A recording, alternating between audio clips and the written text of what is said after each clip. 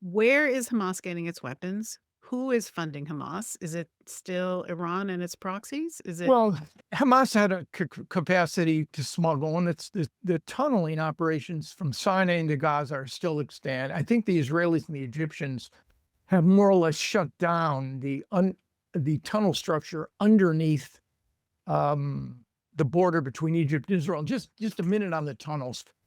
You know, the estimated length of the Hamas created tunnel system was roughly half the length of the New York subway system. Let's assume, for the sake of argument, that the Israelis managed to destroy 30% of it.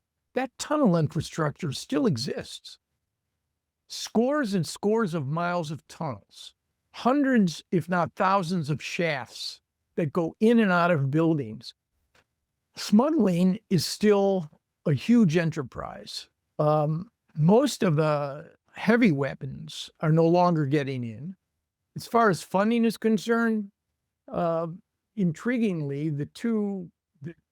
Hamas had three major supporters: the Iranians, the Turks, and the Qataris.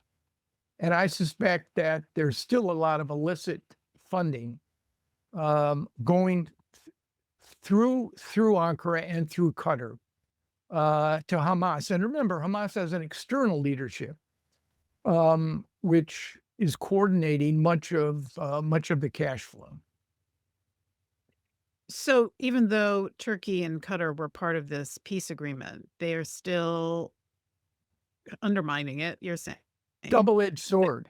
funding I mean, Hamas. there's no way. I mean, yeah, they're Hamas backers, which is precisely how I think the President Trump, who not only leaned on Netanyahu to get this ceasefire, but leaned on the Qataris and enlisted the Turks. Double-edged sword, because obviously the Jordanians don't have much influence over Hamas. The Egyptians have some, because geography is destiny in the Middle East, and Gaza is critically important to Egypt's national security. But yeah, I mean, it's one of the reasons the Israelis are so resistant to the idea of Turkish peacekeepers or Qatari peacekeepers, for that matter.